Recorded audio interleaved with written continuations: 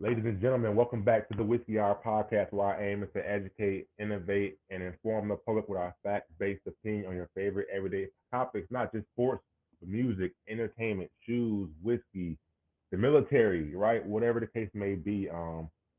We just want to use our personality, our experiences, our knowledge to help inform your lives, help make your lives a little bit more better. I'm your host, Phil Tross. I'm joined by my brother, my partner in crime, the one and only Jason McMinn, aka Jay McLovin, aka Jay Boogie, aka the man. What's going on, brother? How you doing? Hey, I'm doing well. Honestly, I'm doing ecstatic, man. It's been 4 years since we put this show out, and we're picking it back up finally. I've been waiting for this day for a long time, and I think Phil knows this. I've been in his ear for a long time that I've been ready for this show, and we're finally here. And I want to put a shout out to Eric Logsden. Hey, brother, man, you are still the third damn musketeer, and message me and Phil, and we'll let you know our record dates because I'd like to get you back in here as well, brother. Hey, 100%. And for those that are watching, so just to get the, I guess, to let you know now, this episode will be pre-recorded, but in the future, we will be going live. One of the biggest things about our podcast is that we want that fan interaction. We believe that our personalities mixed with your input could create a crazy, unique dynamic, and we really want that fan interaction. That family atmosphere is what we're trying to strive for. And earlier I said fact-based opinion because, again, we do our best to really research what we're talking about. Not give you like a political stance or a generic stance. But I'm sure there's 101 different podcasts out there, different sports networks, different entertainment networks that speak on everything. But we want to give you all our unique insight, our unique approach, right? And so, like Jason said, man, we started this the height of the pandemic, so 2020 ish, 2021 ish, and I mean we hit the ground running from having esteemed what ex pro basketball players, lawyers, to distillers, to MMA fighters. I mean, we hit the ground running, and we kind of. I take blame for it. We stopped at about 5 or 6 episodes, right? It's timing is everything. Timing is everything. We all had a lot of major life changes, but like man Jason said, there's no better time like the present to kind of hop back on the saddle and get this thing running again. So I mean, we're just excited to have the band back together. Like you said, shout out to our boy Eric Logsden, one of the original Three Musketeers. A huge shout out to the Elite Sports and Entertainment Network, our team. A huge shout out to Logan Landers, who is the brainchild behind everything that happens with ESN. Without him being like the glue, being the bridge, a lot of this wouldn't be happening. He was patient with me with getting the whiskey hour back. He's been patient with Jason, with all of our other team members. So it takes a team, and so we're just truly thankful to everyone involved for making this happen. But that's enough of the sappy stuff. Let's jump into this, man. So we have a bunch of different topics, right, Jason? But we'll just kind of we'll kind of go through some of them. Some we may hit, some we may not hit. But let's kind of what do you want to start first, man? Hey, before we get into it, let them know what day that we're actually officially debuting on. Like Okay, the that's a first good point. episode.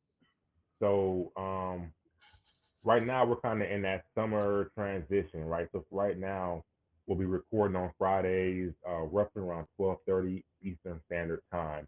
But once the school season starts back up, high school sports starts back up, we're going to shift back to Saturdays at 12:30 Eastern Time. And again, this will be live. And just to give you a reason why, right now, um, my summer is free. So the best times is Fridays. But once the school season, I'm a high school football coach, so we have Friday night games. So Saturdays are generally the best time for me. So my partners in crime have been very diligent and patient with me to allow us to kind of get this thing codified to how we need it for us. So again, Friday is 12:30.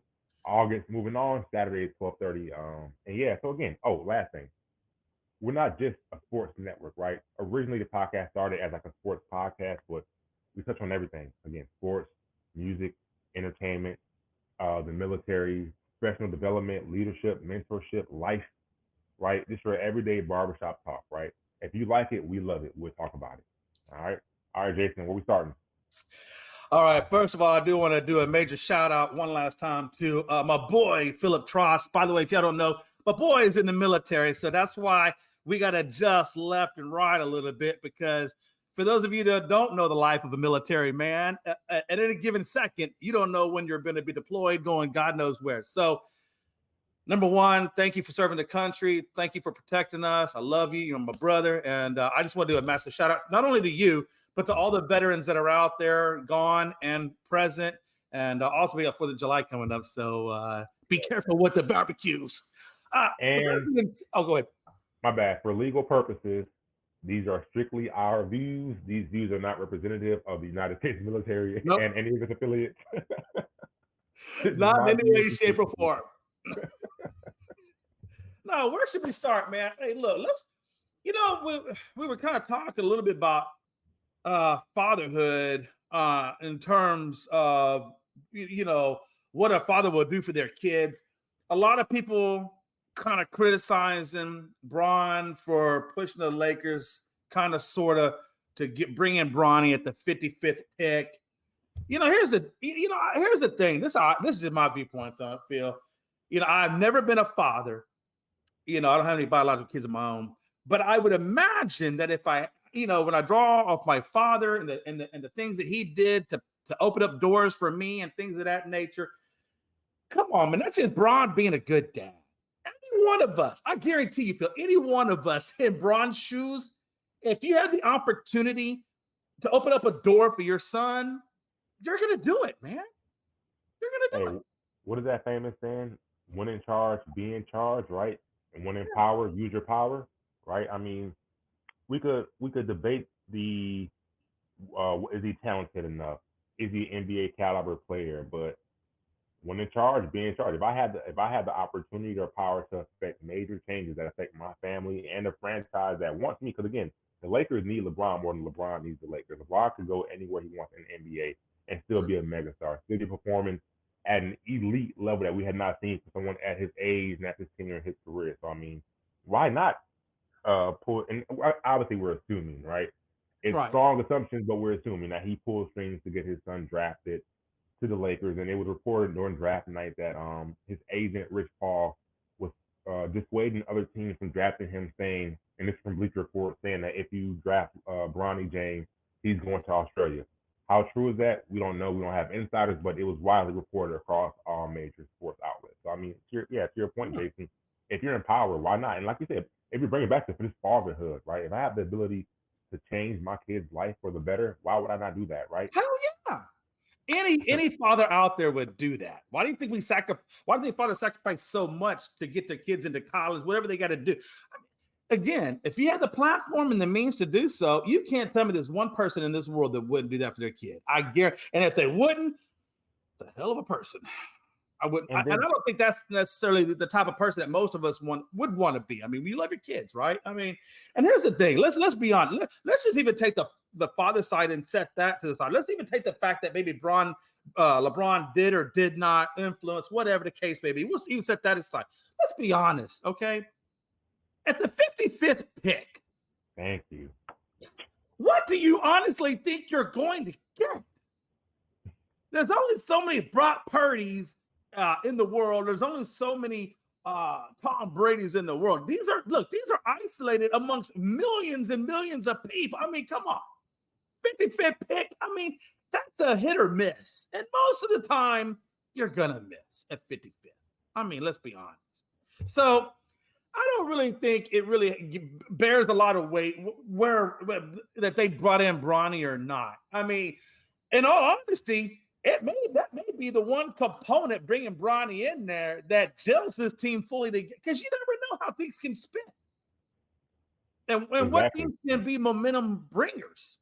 Because having Bronny James may create a need to want to protect him within that locker room. That, like you said, that could bring everybody together. But just from a basketball perspective, right? I was watching the Gilbert Arenas podcast with Rich Paul speaking to Gilbert Arenas. And first off, this is one of the more historically weaker draft classes in recent it was.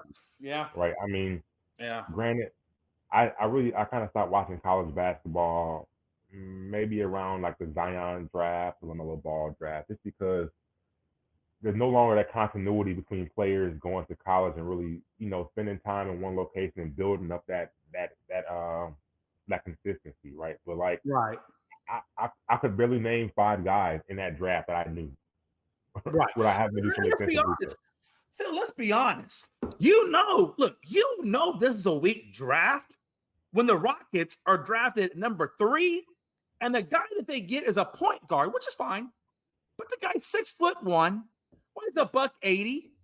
Can't really defend for a damn thing because he's got short arms. That's another thing. He has short arms, so his wingspan isn't really all that.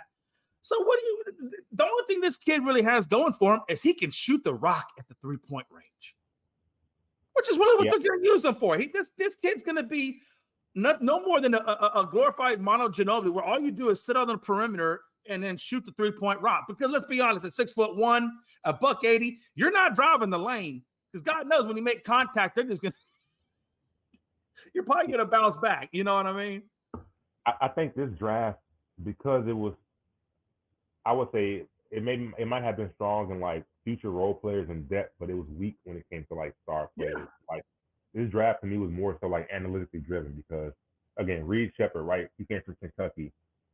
I think he's one of those analytical darlings where he can shoot the ball really well. He can operate off the ball. He is a point guard, but he doesn't need the ball to be effective, right?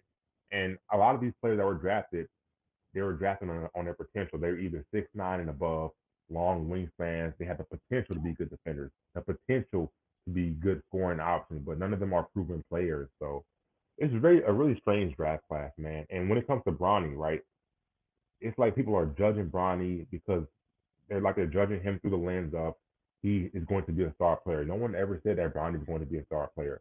But if you go to, like I said, back to the Rich Paul interview with Gilbert Arenas, he has a very strong foundation, right? Right. He had a 41, 42-inch vertical. He's about 6'2" and a half. He's a great defender. He's a good passer. He has really good shooting mechanics, and he has a high IQ, right? So let's say 5 years from now, to me, it's a solid role player for any team, right? And looking to compete for a championship. So I mean, again, at the 55th pick, who else could you have drafted? Oh yeah, and let's be honest. Look, this is LeBron freaking James. Thank you. Listen, this guy is going. You don't think this guy is going to be developing the hell out of his son as he's on that roster? You don't think he's in his ear? Hey, what was your thought process when you made that move or when you made that shot? What was going? You don't think that LeBron is going to be all up in his son's business, making sure that he can develop the most? Because look, let's be honest, this is a representation of his lineage. So he's not going to have his son go out there and look stupid. He's going to make sure that his son is developed. Okay. And there's nobody, I don't care.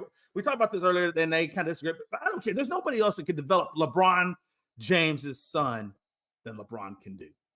Oh, 100%. And to kind of close this out, right?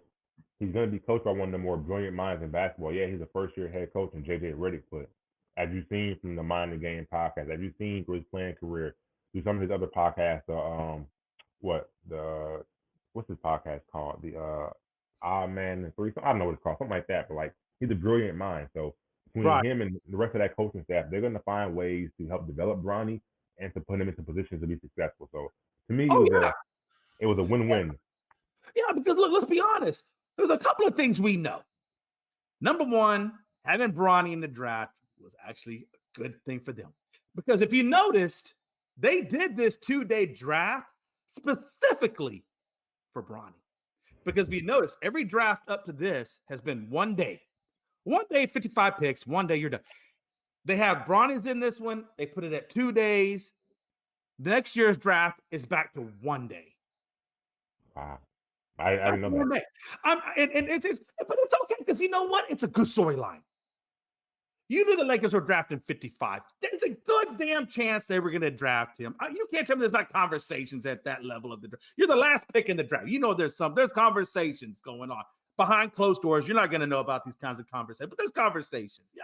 I fully believe that because this is money. This is big money for the NBA. And if they get another day on TV and get more coverage because Bronny James is then so freaking be it. At the end of the day, like they said, it's a business, folks. It's entertainment for fans, but it's a business. And that's what they're doing. So and here's the thing. This is another thing I noticed about this draft that was weird to me. Phil, there was 2 things I took away from this draft. Number one, I have never seen so many 18-year-olds in a draft. And I think there was a couple of 19-year-olds in there as well. I mean, I remember back in the day when Kevin Garnett, when Garnett came out as a high schooler and Kobe came out as a high schooler, okay, those were one-offs that were like, okay, it is, they're just that great. But now it seems to be, at least in this specific draft, 18-19 was almost like the norm in a lot of cases. And I know a lot of them come from overseas, and that has probably a lot to do with it. But even look at Bronny. I mean, Bronny's only 19.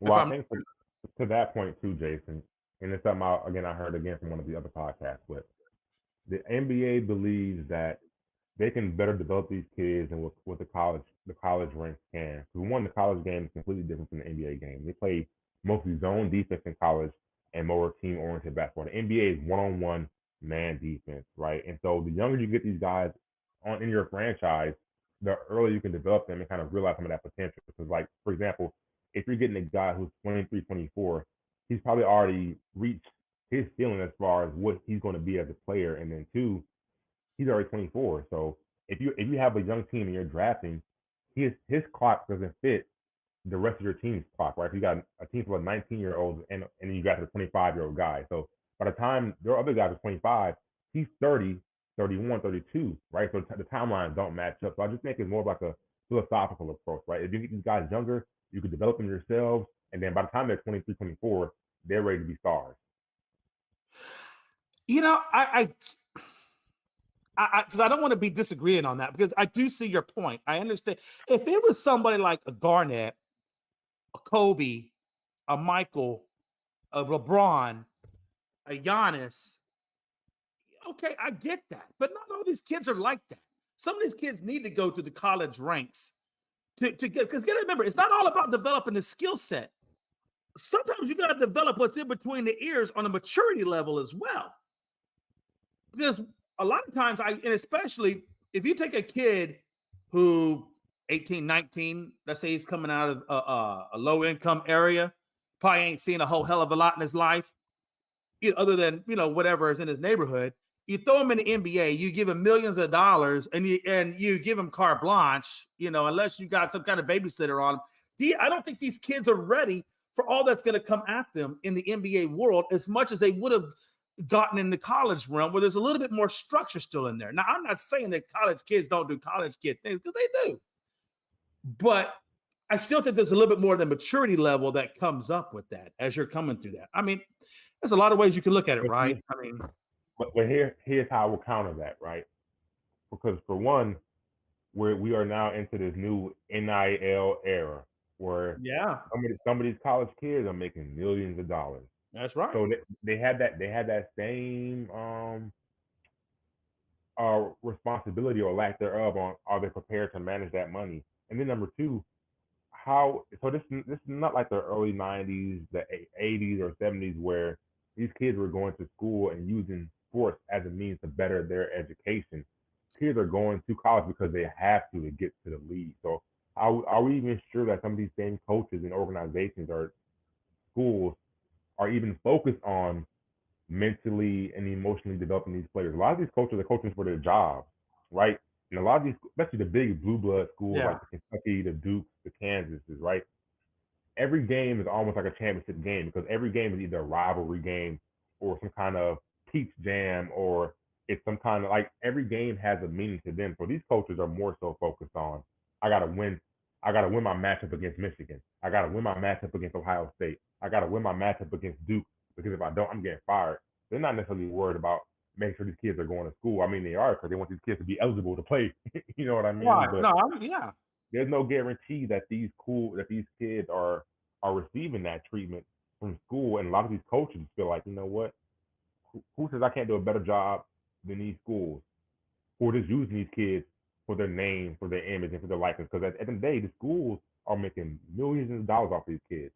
Oh yeah, So it's definitely an intriguing dynamic. But here's the other side of that coin, right? Here's the other side of that coin, because I hear this argument all the time, and I'm not saying there's not validity to that argument. No, seriously, I'm not. What you're saying, there is validity to what you're saying, but I see it two different ways. I see it. Mm-hmm. I do see it your way, but I also see it in the way of life is not all about the damn money, because money, especially in athletes' lives, comes and goes quick. Because they may be making millions, But let me tell you something. They're spending it just as fast as they're making it. Not all of them. Allen Iverson was probably one of the smart ones that whoever put this in his ear, God praise you, because you probably saved him a lot of heartache. That made him put that money back in that trust. Because if you remember Allen he blew through all that. But he had that trust. You know, by the time he hit the trust, he was older. He'd already seen all the mistakes. So at least he had something to kind of bounce back off of and be able to live the life that he wanted to live. Not all of them are doing that. And a lot of times when they come in the league, are they mentally prepared to handle all the things they're going to handle? Because I think college is a natural transition of life from the high school, okay, mom and dad, to now I got a little bit of independence, and then you're fully on, right? Which is why I like the NIL thing, because you are right. Because this is where I see your side of the argument. These schools are making a lot of money, but at the same time, Phil, it's a business too, and you know, running an institution is expensive work. These universities, it's money to run that stuff. This is what I would say, though. I think you're giving too much credit to the institution, which is college. I think you're giving them too much credit as far as their ability to nurture the student athletes, right? Because I went to college for about 2 semesters, like physically, at the University of New Orleans. I went to college for 2 semesters. Right. And obviously, years later, I finished my degree online, right? But those teachers do not care whether you're in class or not. Guess why? Because they're getting paid either way. So right. They're not looking at it like it's my responsibility to make sure that you're mature, to make sure that you're going to class. If you fail that class, that's on you. I got another batch of kids coming in next semester. I'm getting paid either way. These college coaches, now some of them care, right? The Bill Self, the John Calipari's, the Coach K's, right? Some of these coaches actually care about the players, but a lot of them don't. How many college coaches used to get fired every single year? A lot of them. Right. And with this new NIL era, a lot of the top high school players aren't even going to college. They're going to the G League, or they're going overseas. I would say the kids that are going overseas are have the opportunity to develop their maturity at a greater level. Yeah, absolutely. College. Yeah, so I mean, because your mom's not over there. You're literally growing into it. I just think that regardless of whether the kid is going to the NBA or going to college, right? Is anyone ever really prepared for any large amount of money that they've never seen before, right? Take Joe Blow from New Orleans, who comes from a single parent household, who comes from a poor single parent household, who's seeing $100,000 for the first time in their life. Nothing can prepare them. Nothing can prepare them for that. College cannot prepare them for that. When they get to school without mom or dad with them, I got some money, I'm gonna blow it. Not all coaches are sitting there saying, "Hey, son, save your money." Oh, I know. Yeah. And if they are, they can't enforce that. They can't enforce it. You know. Well, you're right. Yeah, but you know what though, and you're right. Everything you just said is correct. But that's what separates the good coaches from the, just whatever, right? The good coaches will put the time and effort, whether it be at the pro level or the college level. They put the time and the effort into their lives because, you're right. I mean, these are young kids. I mean, Jesus, can you imagine when let's say LeBron James wasn't there and young Bronny walked into that Lakers team, I mean, that's gotta, you can't tell me that's not a culture shock to come from high school into a pro locker room, and you're like, but I think a little bit. You're forgetting about one major aspect, and I would say it's not as prevalent as it was in years past, but the one thing the NBA has that college does not have. Well, college has it, but it's different, right? The NBA has vets. Each team has at least one guy who's been in the league for 10, 12, 13, 14, 15 years. So their vets are a little more experienced at life as opposed to a 3-year college vet on a college team. Oh, right? No, listen, I totally get all that. And a lot of things, and something else a lot of people don't know about, it's not really widely talked about. I didn't even know about this up until when me and Mel got together, and she had kids going to Georgia Southern University. And one thing I found out was they have college therapists on campus that you can go talk to. That's part of the college experience. Like there are designated people that are there to help young adults, navigate not only the college life, but the pressures of college life and the pressures of whatever else may be. There are actual therapists that at these schools that can provide that for you. So yeah, the teacher's job isn't to care. The teacher's job is to come out. I mean, they should care, but they're merely to come out, give you the information, give you the course facilities, and then that's it. Here's my office hours. If you have a question, come see me. But that's the thing. You're not in high school no more. They don't have to care. They're just there to do their job like you're there to be a student. Your student is your job.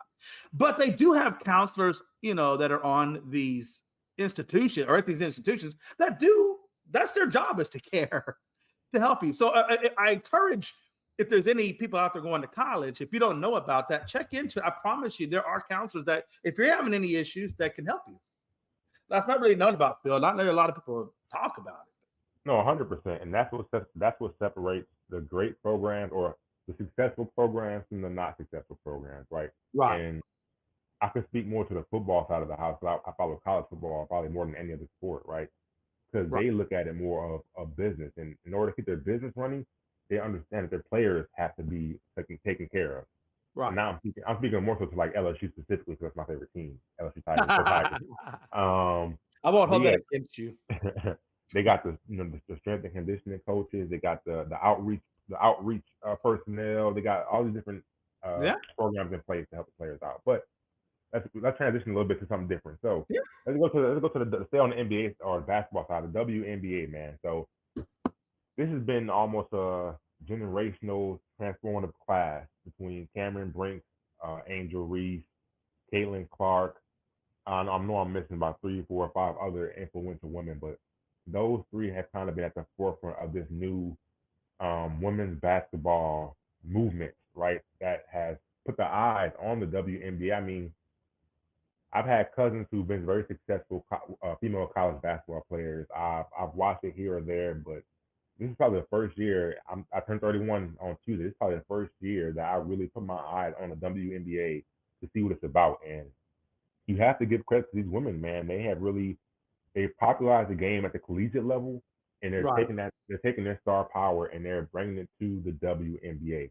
But with that, more eyes comes more scrutiny, specifically when it comes to the handling of the presumed to be face of the WNBA and Caitlin Clark, and I would also probably add Angel Reese to that mix as well. So Yeah. let's talk about Caitlin Clark for a second. We won't stay on this for too long, but is the hype with her real? How do you feel about some of the treatment she's gotten from other WNBA players? Is it warranted? Is it unwarranted? Are we being too soft? What's your whole perspective on Caitlin Clark, the Yeah. WNBA? We actually talked a little bit about Caitlin Clark today. No, the hype is real about her. She just broke another historic record. I think she's like either the fastest to rebounds or fastest to points at her age in the league. I think she's like the fastest to get. Yeah, I have to go back and do a little more research, but I know they had mentioned it today. So I think she's the real deal. It is her first year, so I mean, a little learning curve there, but no, I think she's the real. I think she's going to be that generational face of the league. I think she's got that potential in her. I think, and excuse me, what I believe, for one, yes, I believe the hype is real. I think people have like they expected her game one to come out with like a 50-point game, but it's a transition for everybody, right? Um, but the biggest thing I see the WNBA like is their handling of her or their mismanagement of her star power, how they could use that to better the WNBA. Like a lot of the criticism was, did she or did she not deserve to be a part of the women's national team to compete at the Olympics? Some folks were upset that she wasn't on the team. Some folks felt like she didn't deserve to be on the team. I think you have to look at it through the proper lens. If you're looking at her from her skill set and her production, does she deserve to be on the team this year? Maybe not, right? But if the goal is to bring more eyes on the WNBA to help popularize the sport even more and to increase revenue, then it would have been a smart choice to add her to that Olympic team roster. So to me, that was just a major ball drop by the WNBA as far as what are their priorities, right? Because I mean, there's no women's basketball team across the world that could beat our women's basketball team, and that's no disrespect to no one else, but it's just a fact of the matter. So I mean, what is the priority? Is it to popularize the game to help increase revenue, or is it just to continue going to status quo and continue not paying your female athletes what they deserve to be paid and things of that nature? Yeah, The whole Caitlin Clark. I did want to go point out real quick before I get into this is super. I'm not going to go long in that. Clark became the first rookie in league history to score 15 or more points, dish out 10 or more assists, and connect on 5 or more 3-pointers in a WNBA game. Clark also set the Indiana Fever single game franchise assist record with 13, and she did it against the Chicago Sky. So you know the Chicago Sky is a pretty legit team if you're going to break a record. So that's just some of the stuff that she's done since she came into the league. So that just kind of gives you an idea. Caitlin Clark, people, they this whole Caitlin Clark thing is all media driven and then player driven. The media gave this woman all this clout because of all the success she had at NCAA, which, by the way, if you're breaking Pistol Pete Maravich's record, hey, you should get some accolades off that. And so they're pissed off about how great she's done. And so now everybody's attacking her. And this whole thing, if you look at it, Caitlin never said a damn thing. She just keeps her mouth shut. She stays on social media, and she just goes out there on the court and plays the game. And all of this stuff that's around her, everything that you hear around her, that's all driven by outside forces. That has nothing to do with. And that's kind of what makes me feel bad for her. Because if I was a parent, and this is my daughter, I'd be like, why are y'all giving her so much hard time? The woman's out there playing basketball. She's not saying nothing. She's not like an Angel Reese that's out there running her mouth 24/7. Hey, that's my girl. I'm talking about my girl. Hey, I don't care who it is. You know what I'm saying. You see where I'm coming from. Like, it's just, and I don't think maybe Caitlin shouldn't be on the Olympic team because it is, she's her first year of the WNBA, whatever. But at the same time, it's kind of hard to deny what she's doing and why she shouldn't be on there. This is what I'll say, right? I can't say that I feel sorry for her because, again, I watch a lot of the Gills Arena, right? So going back to what Rich Paul said in regards to Bronny James, right? That comes with the territory, right? The hate is going to come, one, because you're LeBron James' son, but two, you have goals of being a professional athlete at the highest level. So if you want the rewards of that, you have to take the criticism of that, right? Yeah. So I don't necessarily feel sorry for her. I just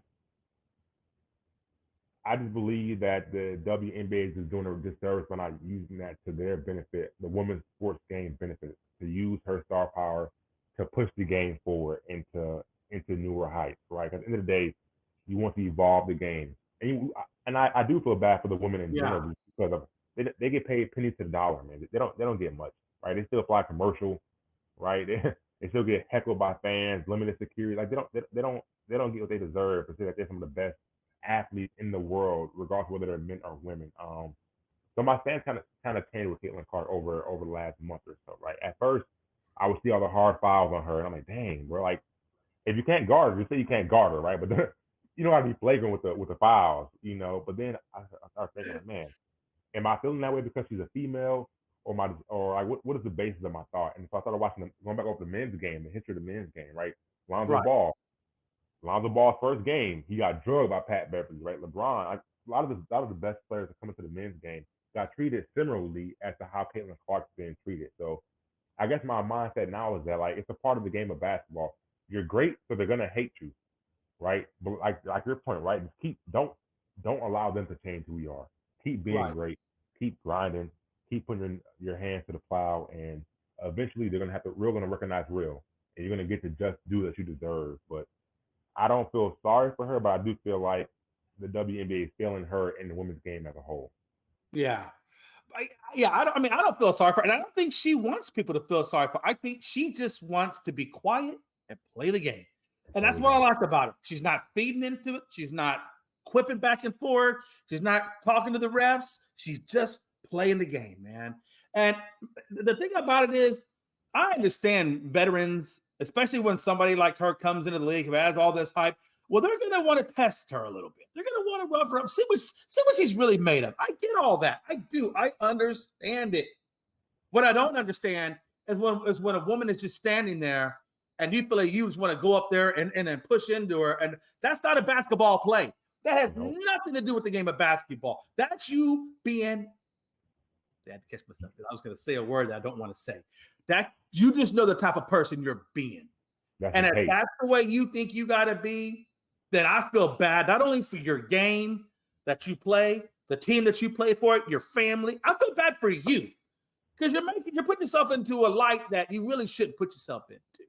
I mean, come on, man. Player. Don't assault her, because let's be honest. Still, she's out there on the street in street clothes, and somebody comes up and does that to you. That's assault. It'll be a misdemeanor or something, but it's assault. And that's what she did. She assaulted her. She didn't play basketball against her. She assaulted her. That's the way I see it. You know, if it was a basketball play, I'd be like, "Yo, Caitlin, hey, you got to bounce up." She may have checked you. She may have bumped into you. You know, while the play is going on. Girl, you gonna have to take that. Put on some more weight. But if the play is dead and you're just standing there, and she just comes up and does what she does, nah, man, that shit was intentional. She did that on purpose. And I feel the same way. Like, I think you articulated it very, very well, right? It wasn't a basketball play. You know what I'm saying? They both aren't going for the rebound. They both aren't going for a steal. The play's dead, and you go up to a person and bump them. And something similar happened to Angel Reese. I think she got like choked from the back and slammed to the ground. Like, it's not. Yeah, like there's no need for that. I didn't see that play, but what you just said to me, if somebody was to come up to you and take you down by the throat like that, Phil, you can seriously hurt somebody. Like, seriously hurt somebody. You know, that's why I don't like the horse car tackle that Roy Williams did back in it, because it's the same thing, man. I mean, you're putting somebody in a situation that's bad. You know, if you want to challenge somebody, challenge them within the limits of the rules, right? But don't be a hater because they get more notoriety and fame than you. They earn that throughout their 4 stellar years in college, and then they're bringing the star power. These girls are coming into the WNBA helping you.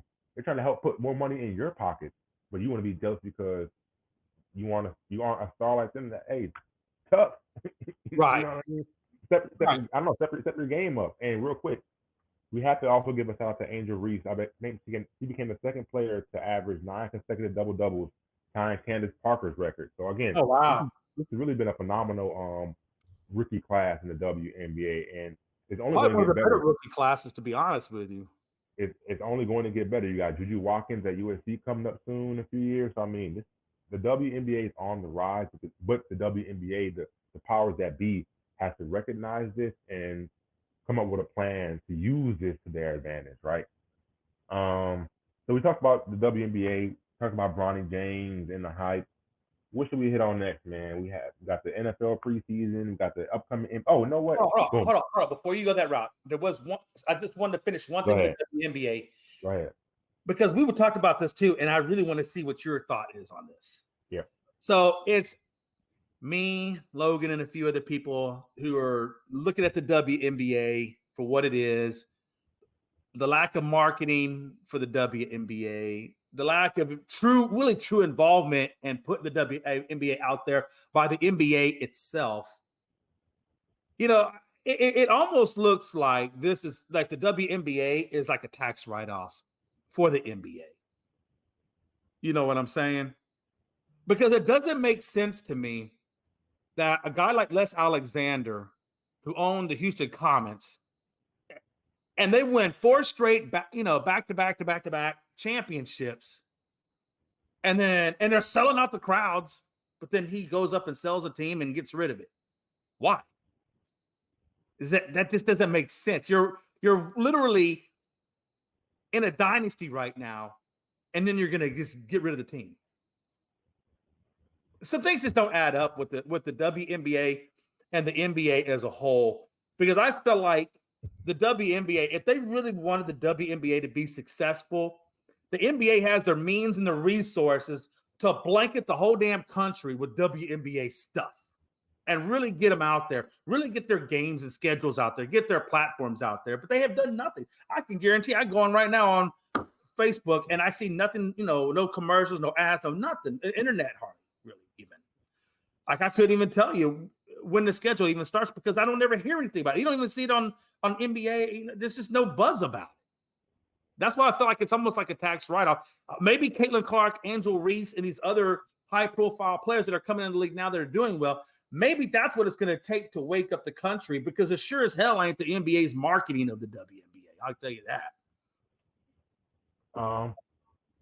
That's kind of a tough question. and I definitely want to. We need to That write might this be one another down. show.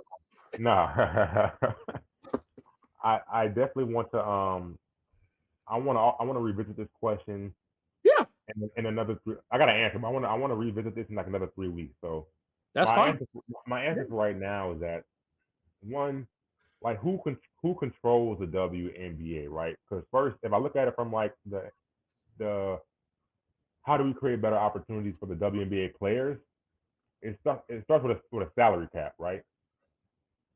Because some of these owners, like the Las Vegas Aces, the Chicago Sky, like some of these owners want to pay their players more, but they're prohibited because of the salary cap.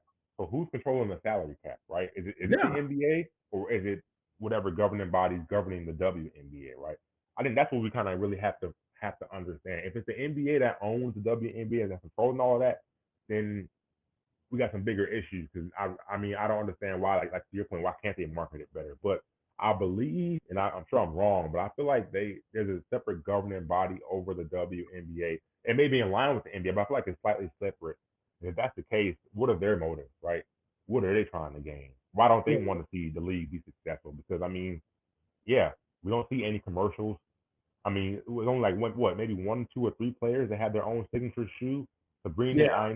Ionescu, um, she just got her shoe recently. What's the girl's name? God forgive me. What's her name? It wasn't Aja. Aja, was it? Yeah. Yep. Okay. Because I Asia remember Wilson. saying her Asia. name. It was Asia Wilson. She just got a signature Ashley shoe, Wilson. Thank you. and then I think what Caitlin Clark had like the number one selling jersey on draft night, right? So I mean, you have the star power in the WNBA to make wholesale changes, but like why I don't know. So I got to do my research to get a better I answer on already that got one. the answer for you. Ready for the answer? Yeah. The NBA launched the WNBA in 1997. And Okay. over the course of his NBA career, Adam Silver, the governing commissioner, has played a significant role in shaping the women's league's business strategy. Mm. NBA owners currently hold about half of the WNBA's equity, with the rest in the hands of the league's teams, some of whom also own NBA franchises. Oh, so there's But there's your answer. The owners. yeah, well, I think it's half the owners and half of Adam Silver or the NBA. I think it's half and half. Do you know what I'm Well, saying? it's a little. You could get deeper than that, It but did say that Silver was I think your helping mi- in I think their your business mic's cut. strategy. You know what I'm There we go. saying? I I'm think I sorry. think your mic is No, no, yeah. feedback.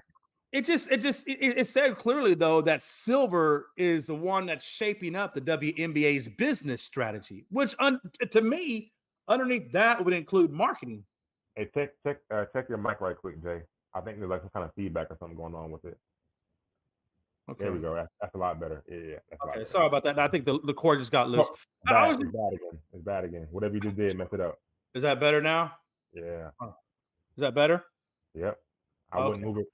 Nope, we're not gonna move it. It's gonna stay right where it's at. Now, I'm just saying, if Adam Silver is the guy that's shaping their business strategy, then marketing's got to fall up underneath that. And you're right. If the owners are sharing the equity and stuff like that, then they need to hold Adam Silver accountable or put somebody else in there to do their business strategy or their marketing.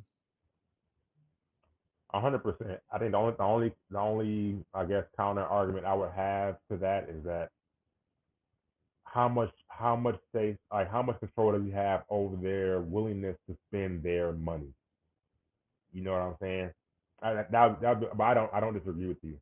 I would just say, how, yeah, that's tough, man. Well, no. Hey, take the 3 weeks. Hey, I'll take about 3 weeks. Hey, let's do a little looking into it, and then we'll come back, and that's something we can revisit. No, for sure. What else? What else we got on the docket to talk about today before we get out of here? So I got two more topics that I really want to Okay. hit on. Right, the first one or one of the two, you choose which one goes first. But one of them is the recent allegations of cheating, whether it's been baseball or basketball, and the impact on streaming and viewership, right? And so for baseball, we saw the Shohei Otani incident, Yeah. and then with basketball, you saw the Jonte Porter incident betting on games and stuff, and then with the streaming and viewership, just today, right, the NFL was ordered to pay this lawsuit with the NFL Sunday Ticket, paying billions of dollars in like a settlement. So I mean, what's been the impact on these different streaming services and the ability for the average fan to view these games? And then what's your thought process on just cheating in sports recently? Yeah, we're gonna hit the cheating, and then we'll wrap it up with the streaming side of life.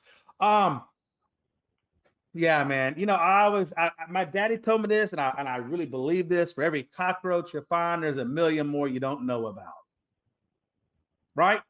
It first came out with Pete Rose betting on baseball way back when, right? As a manager. So what do we do? We go, now actually, let's go back even further. Well, no, that's depends on how you look at it. It actually started off with the Chicago Black Sox, right? When they threw the World Series, right? It kind of started there. Then the next kind of big thing we hear about is the big thing about Pete Rose and his gambling and stuff. Then the next big thing was the steroids era. Then the next big thing was Calvin Ridley and all the other guys that were coming out betting on baseball, betting on football and stuff. Now you got the Otani thing, right? And now, most recently, now we're talking umpires and referees and stuff that are betting on sports.